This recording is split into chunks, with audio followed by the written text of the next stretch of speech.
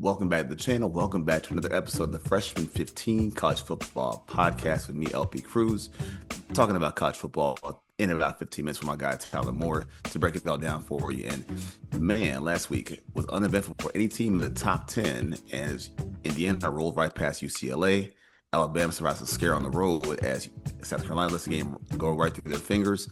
Meanwhile, the Hurricanes reigned all over Stanford down in Miami, plus another coach gets the axe that was well-deserved. So before looking ahead to this week, to break it all down, I got my dude Tyler Moore. Tyler, my man, what is up, yo? Not much. We kind of saw this one coming because we highlighted this one on that game as the game of the week just for that reason. Mm-hmm. We're talking about Brian Kelly and LSU here. But yeah, this week there's a little bit of excitement in the lineups. But I think I'm gonna pick some games that you wouldn't exactly expect me to pick. So let's get into this thing. Okay. All right, cool. You know what, man? So tell you what, let's do something different. Let's go ahead and talk about who hurt themselves the most because we have the same thing on the bingo board, I'm sure. So you go ahead and lead the way, man. Who obviously hurt themselves the most last week? Yeah, it's LSU and any chance of getting I'd say a not gonna struggle getting a reputable coach, but it's Brian Kelly, LSU, the program. He comes in at the end of 3 years ago. Was it 3 years now? He Think so, comes yeah. in from Notre Dame. And he never could get over the hump at Notre Dame, and they have I don't want to say a relatively easy schedule all the time because they don't. But they play like on the lower end of a tough schedule, and he couldn't get over the hump there.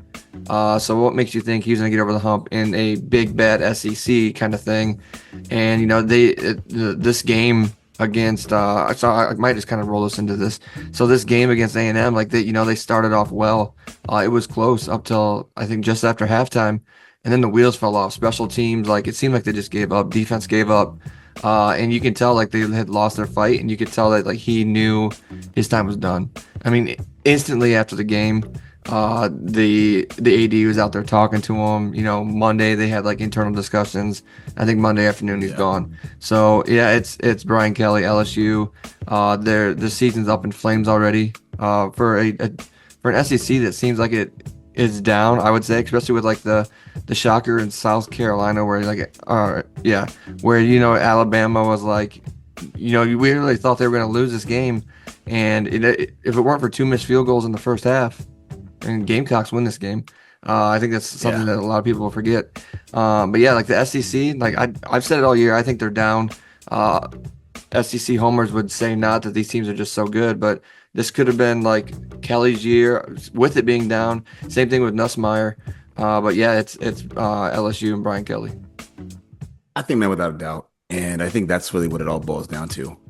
Because really, we talked about a lot of this too. And we were kind of looking at Franklin as one thing, all by itself. Hmm. But we were like, whoa, who else? Right? Because you had the whole thing with him, you had the whole thing with Billy Napier, like a lot of names were kind of going around of who's going where. And not just who's getting fired, but who might be taking other spots. Correct. So when his name came back around, I was like, well, look, if you look at everything that's been going on with him, and it's been like a whole thing of the record there against teams like Georgia that he hasn't beaten, never getting to a CFP with that recruiting class. Correct. That's the one thing too I thought about. I was like, yo, you have a great recruiting class. Why are you not getting there? Like, what's the problem here? Ultimately, like losing, and plus it's. And I do believe that him and Nussmeier are kind of tied to the hip as well, in a sense, which is rare, I think, in college football. Because more like in the pros, you see that happen a lot. But if the quarterback is what you think he is and who he's built to be, and you're who you say that you are as the head coach, and you still can't get this program, this team, because it's still a prestigious program. If you can't get that program over the hump into the CFP, you got to look at you sideways, man. And so that was a big part of it. Now, as to him getting fired, they're going to eat this money. And I think he's talked about it before when Jimbo Fisher got fired from A&M.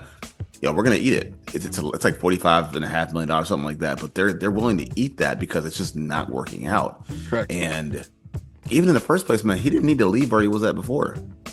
Right.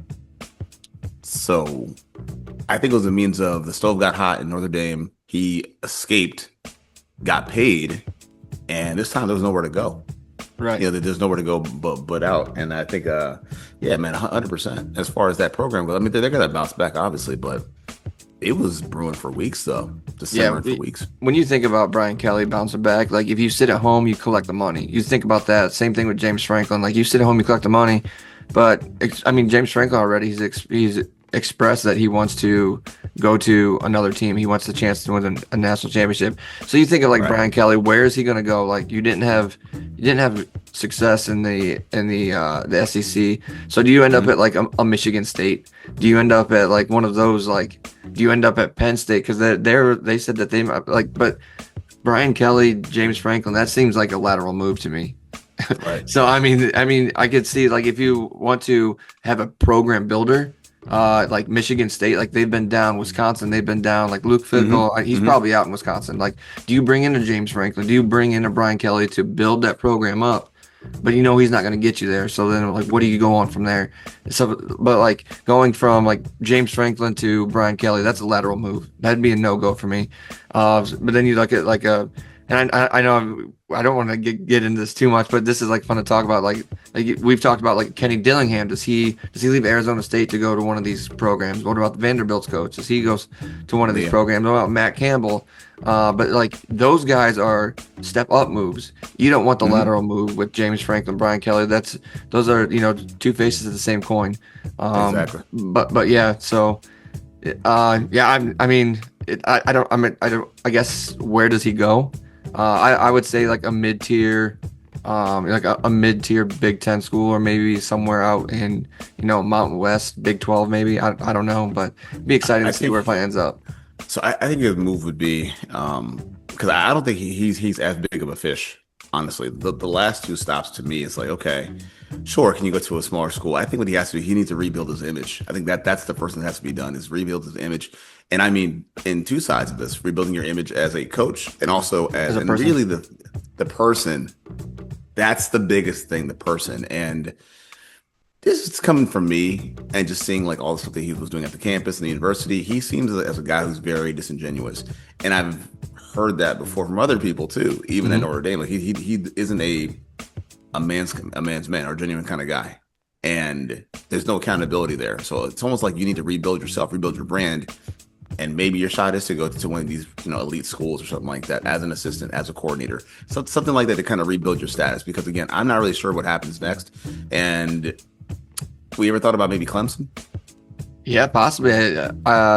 Dabo's probably on his way out, so it'd be really, really So exciting yeah, to see what happens there towards the end of the season, or when the season's over in general. But and with the NIL, it's really big to see where these recruiting classes go because Clemson they really didn't use their NIL. Penn State doesn't use their NIL, but what do these guys get if they go there and program builders, program losers? You just never know right you now. name it. Yeah, yeah. I think that's really what it is for me. So I'm a little unsure about that one, but I wanted to kind of break down the game too as to kind of the precursor as to why he got fired in the first place. Yeah, oh yeah. It's just so to start with is the reason why he had lost it because they couldn't find their way in this game. And I'm watching the game myself. I'm like, okay, they're going to the half. They feel pretty good about themselves. It's pretty close, but they had a sequence here where they just failed to do anything in the second half, and it was just a kind of a matter of time until kind of the dam broke on them. The punt return by Concepcion, you have that, then you have a scoring drive, and you do nothing, next to nothing in the second half, after Right. having the game pretty much in check. And it just seemed like a team that has lost, they've given up, and there was no Yep. end in sight for them. And for a team, and not for nothing, man, Marcel Reed wasn't all that good either.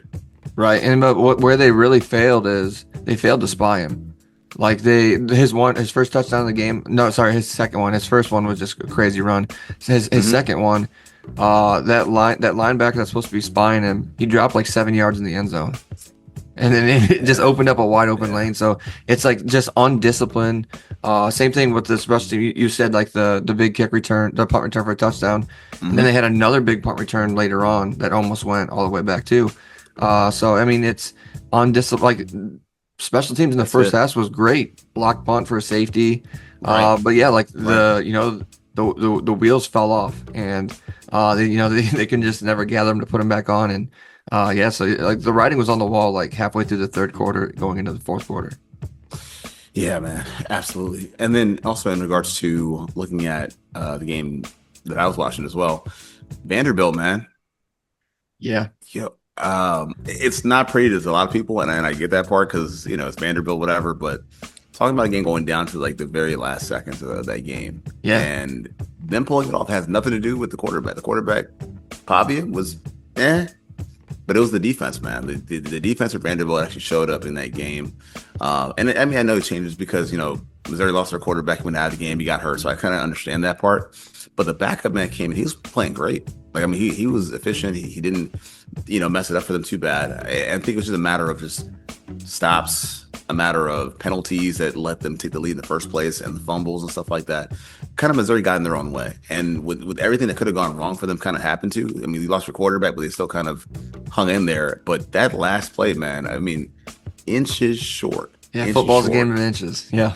Man, wasn't it? Yeah. So I mean, a guy we talked about, Clark Leah, he wins another game, and he's just showing his program off a little bit. It's almost like he's showcasing the program to maybe somebody else, maybe like I said, a big spot, like you said. So, I just think it's just a magical run for them, man. They're having this kind of magical run, and at some point they're gonna get caught because they can't pull this off. There's no way they can pull this off. Maybe they do, but I at that point I think it's few guys. 'Cause I love the underdog story, but I just don't see it, man. I don't know. You line them up against an Indiana right now, or even a Notre Dame, and they might get the break speed off them. Yeah, I mean, Yeah, you don't know, and any given Saturday at this point. of But yeah, course. I just watching back the highlights of that game is like nothing really like impresses me because they almost remind me of like an oversized Cincinnati team. That's kind of what they remind me of. Okay, okay. And I say that because my upset pick of the week was like I said at the end of the last week, so there was really nothing for us to like go off of. So I just picked Good Baylor. stuff. I just picked Baylor to beat Cincinnati because it's the Big 12. You just never know. Uh, and so Cincinnati came through, but like even watching that, like you look at those guys and you're like, okay, what if Cincinnati does make it into the playoffs? And then you like look at a team, the size of like a Georgia or an Alabama or Ohio State, and you're like Night and it's day. like Dallas Carter versus Perney or whatever the heck that school is, for Friday Night Lights. It's just like, geez, oh Pete. Yeah. So it's like that'd be like a true underdog right there. But yeah, so like my upset pick did not happen. Cincinnati won 41-20. But it was a fun little game to watch. Yeah, man. Which actually, I want to kind of harken back to your point from last week because you had this one big thing last week talking about just the conferences and the differences and how the SEC kind of benefits from just playing each other, but the Big Ten kind of gets looked at differently for being the Big Ten schools like Indiana. Where we are right now, as far as where the conference lies, because now my team to look at would be Georgia, Bama, obviously Vandy because they just take these teams down, whatever. Yeah. Does that change how you feel about the conference, or are you more vindicated in that sense of the conference itself isn't what the conference needs to be, or there's kind of the bias is starting to kind of expose itself unto other programs or other divisions, like maybe even the Big 12, or for example, i.e., are you side by side with the Big 12 right now, and are you clearly so far behind the Big 10? Yeah, I think I still think the bias is there. I mean, you can like we can actually go and look and see who voted for what, and it's kind of like I said, it kind of exposes itself. But props to Vandy, props to Missouri, but I don't think they're that good. But I mean, I guess we might see Vandy here this weekend. They're playing against Texas, so I mean that's a pretty big game for them, and I think is it at Denny? Is it at I think it is in Texas. So I mean that's gonna be a huge game for them. But I do think the SEC is down. Like Georgia's not like a pull away team for me. Alabama, like a lot of people say, they're the fourth best team in the country. I think the only real team in the SEC that could propose a threat to the top two in the Big Ten is Texas A&M, and I find that hard to believe with Reed, Right? yeah. I mean, Reed. Like, Quarterback. you even said it. He was so up and down this last game. He didn't play too well. But it's it's. I think Texas A&M is the best team in that conference. But I think the other ones on any given day they're going to beat each other. But I don't think they're all that good. So I mean, Where does like a Utah stand up against a Vanderbilt? Where does Utah stand up against or BYU stand up against a Missouri? I mean, I guess we don't know, but I guess we could find out later if those teams would eventually make it. But any of these smaller schools have a chance to get in with this SEC beating up on each other every week like they always Right. do. Like you Right. say, oh, dude, like who would have thought that South Carolina? I think they were like a 17-point dog to take them down to the wire. They had it. Yeah, They had it. yeah. I think the SEC down in general, and I think people are just sleeping on the Big Ten. But they've won the past two national championships, and it's looking like they could be a three-peat here. So I don't know. It's topsy-turvy, man. So let's turn the page to this week. So we've hit our spotlights. Our one big thing, obviously, conferences, the Stu getting the axe. So kind of going to this week, you said that you were kind of thinking outside the box a little bit as to what your games were. So if you can walk me through it today, who would be your Saturday spotlight going into this week's game? It's gonna be Vanderbilt and Texas. I already mentioned it. I think that's because it's a U2. No, Oh, no. yeah. It's only because it's such another big game for Vandy, and I think their I knew schedule's you were gonna pretty. pick it though. Like I I think knew you were gonna pick no, it. I think this game is pretty. It's pretty big on their schedule because I think if they win this one, they can win out. I think their last game of the year is against Tennessee. But I mean, Vandy, if they can vindicate themselves to make a spot to, hey, we're good enough to be these top 12 teams. Because if you win against a number 20 Texas, and I think they're 10 right now, right? You bump up to, maybe 8, Eight. yeah, whatever. And then if you end up beating Tennessee or whatnot, you're sitting pretty no matter what. Even if you're not in the SEC championship game, you're still sitting there pretty. But yeah, I think that's why. And is Arch going to have any more redemption? Right. For the Longhorns, are they going to pick themselves back up? It's just And the it's like a rumors, dynamic thing man. because we know Texas has a good defense, so we're going to get to see Vanderbilt's offense, how good Pavia is against a very good defense. So I think that's why that's my game of the week is because it's like gritty versus anytime you're picking Vanderbilt, it's like a gritty school It versus is. a blue It blood is. in Texas. So I think that's why that's my game of the week is because there's such big playoff implications and like their season, they can go on if they could win out after this game. So yeah, it's Vandy and Texas for me. So Vandy, I guess, how you framed it to me at least, Vandy comes off as the Oregon of the SEC in a sense of like, so long as you hold serve, no matter what happens here, you can be, I guess, at large, if you will, Mhm. as a team that's not in the title game, but you're the third best team in the conference, and you have enough wins to back it up and prove it. If Vandy can do that, they can win this game here, then they could, play Tennessee, win that game. Say, okay, it doesn't matter what else happens the rest of the way. We know that you guys are at least the third best team in this conference. And again, I know that the conference is overstated. We know that, right? Right. But even though the conference being overstated, it's still the conference in the nation, right? Whether that be Big Ten or SEC, same thing. So yeah, for Vandy, I mean, I wanted to pick it also, but I was just like, I'm kind of becoming a fan of Vandy, like by picking them every single week. So I didn't want to do it Yeah, again. yeah. It's you know what it is too. They're easy to root for. That's what it is. They're very very easy to root for, but they're very easy to be realistic too as to what they have working for them. And they won a game last week when their quarterback wasn't as good. I don't know if that works against Texas. Correct. And the offense has flatlined, and they're looking for just plays to happen. Even last week's kind of Fugazi as well because you had the 80-yard run that kind of got you where you need to go. Plus the team last week, not to rehash it again, but the team you're playing against, they melted, towards the end of the game. So obviously for that reason, but for me, my Saturday spotlight is actually going to be Tennessee and Oklahoma. That's a good one. And this the reason being is because like these teams are trying to get back in the race. Like they've fallen so far behind with these losses as far to get back in the race. At one point, we favored Oklahoma. Yeah, I probably did. But injuries happen. They haven't been as good. And Mateer kind of rushed himself back, so maybe he's just not ready to play either. But it's kind of starting to show a little bit. And I think if you look at for the Sooners, they've kind of alternated wins and losses the last 4 games. Win, loss, win, loss. And during that span, man, so has Mateer. He's played the exact same way. They're up, they're down. He's up, he's down. So for a guy that was kind of in the house maybe to push for the Heisman, he's been pushed out the door. So on the other end too, I think for Tennessee, they had to bounce back in that loss against Alabama, and they got rolled pretty bad at Alabama. And last week, not bad. They scored a lot of points, but they played Kentucky, so it's what it is. My thing is Aguilar. He just has to be better overall. He has to be more consistent. It's not like when they had Hendon Hooker where it was just, plenty of high flying offense, no turnovers. Mm-hmm. Aguilar's a bit careless with the football, and you're playing against a great defense. So you have a quarterback, kind of like the Pavia thing, a good quarterback, a feisty quarterback playing against a top tier defense. And they got pros over there, man. R. Mason Thomas, Grayson Holden. It's just a great defense, and he can make a good quarterback look silly, Brett Venable. So it's just for me is, can Aguilar just be good? Can he be consistent? Can they win this game? And I mean, effectively, if you lose this game, you're toast. So for me, it's a Saturday spotlight game.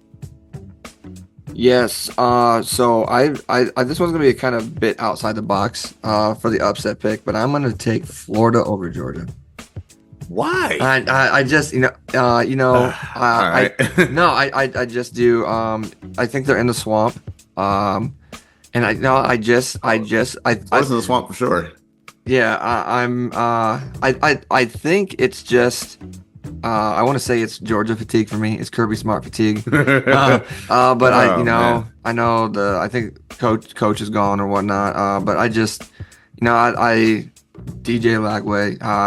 I'm just taking him. That's, it's something fun. Yeah, I guess it's my Georgia hate coming out. So sure.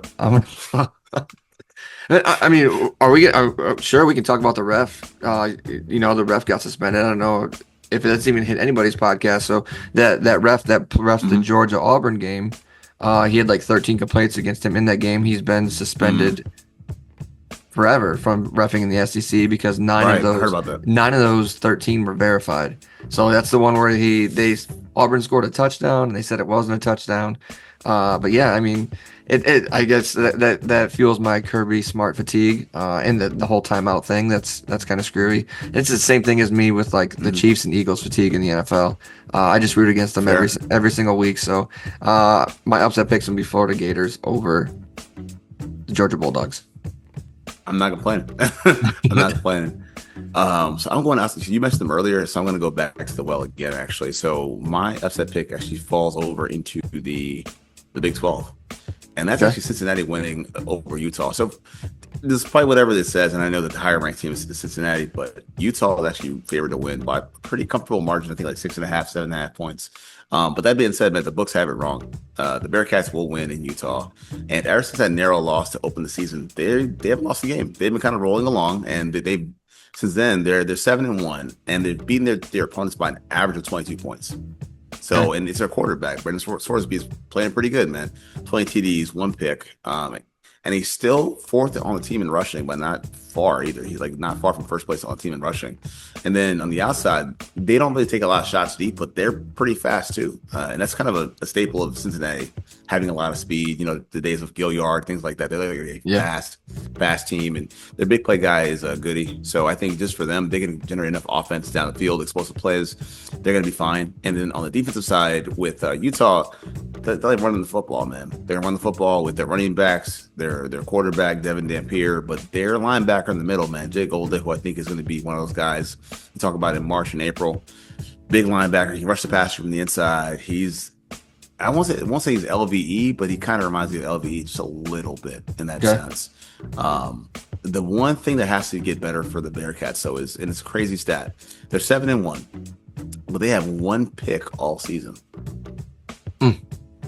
So kind of a funky stat, but as luck would have it, Devin Dampier's thrown a pick in 3 out of 5 games this year that he's played in. So it's kind of give or take. Like, what's going to happen? They're going to get turnovers, or they're going to just see it happening in bunches. So we'll just see. I think for them is that they get the win. They're going to win in a tight game. This game is a 10-15 kickoff too. It's a late game on the East Coast. Yeah. But I think the Bearcats win. I'll say 27-23. Oh, a nice close one. And Utah, they historically have a pretty good defense. So I get this one could be one that you want to stay out for. So you'd be, us East Coast guys staying up till like 1 o'clock, 1:30, watching this game. So yeah, that one could really be worth it. Just us, man. Just us. Just us. aside from that, my dude, any last thoughts we got besides the fires that just keep happening like raindrops outside the window? No, if something would, if Ohio State and Indiana are on the table, I know I haven't talked about Ohio State in a couple weeks. They run the table. Both of those teams are secured into the playoffs. Obviously, I think they already are 96%, 97%. But that Big Ten championship game could also be for the Heisman. Mendoza versus Sayin. So that could be a good one right there. Yeah, you can. Yeah, I see Saying, you. saying, But yeah, 80% completion percentage. All I'm saying on the season. now this 80%. comes from someone that said he has had the reins held on him, right? Yeah, he has. He haven't cut him loose yet. Yeah, he cut has. him loose yet. That's correct. And I think we're going to see that up here coming pretty soon. But you could get a little bit of chaos here because you could say, Indiana, they still have to play Iowa. Iowa has a stingy defense. I think they're a one or two loss team. So they could be frisky, and then you could end up having like Ohio State, Iowa in the Big Ten championship game, and then still have still have the at large for Indiana getting in and just wiping out, say, like an Indiana Ole Miss. That could be a good game but we're a few weeks away from that kind of talk. I think it's like 2 or 3 weeks before the playoff stuff really starts happening. But in that time, like Ohio State's playing Penn State this week, but I don't even know what the spread is. Let me see it real quick. I have it up on my phone. I think it's 27.5. I could be wrong about that though. 20.5. It's 20.5. 20.5. But that Florida Georgia, that's only 7.5. So I think that's why I picked that one. But yeah, we're in the thick of conference play, and this is where it gets really good down in here into rivalry week, and then we get to see the playoff committee start making moves for who they're trying to get into the playoffs here at the end of the season. So just push right into the postseason. Yeah, just so it's fun. But we'll see what happens here in the next few weeks. So one thing you brought up that I hadn't even thought of yet is it's week 10 in college football. Correct. We still don't have a clear-cut Heisman winner, though. Correct. So, Messmaker? Mendoza, you said saying? Messmaker from North Texas. You know about that kid? I mean, so they've been pretty good, too. They've been actually really good. Is it Simpson, maybe? Simpson?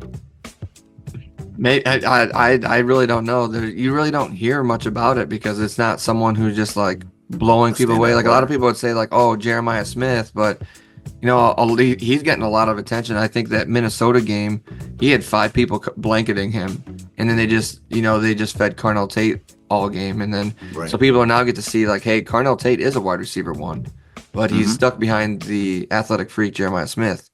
It's been like that at Ohio State for I feels like a decade now.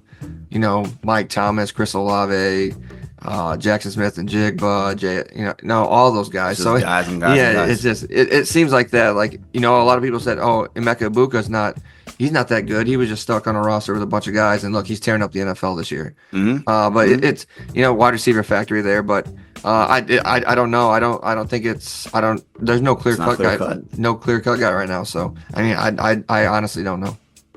I mean, and the guys that have the gaudy numbers aren't on good teams. So if you look at a guy like Mayava, if you look at a guy like Kyle Levin, like outstanding players, great stats, teams suck. So it's hard to kind of say. I mean, you can say Julian Sand, but I guess maybe again, Mendoza, Simpson, and it's funny because as good as I think Oregon is, there's not a guy on the team where I think he's super outstanding either, to where they could warrant that. And again, the SEC being kind of funny, kind of changes the game a little bit because, yeah, if we push in a team like, say, I mean, we would never say Haynes King, right? That never would happen. No. Right?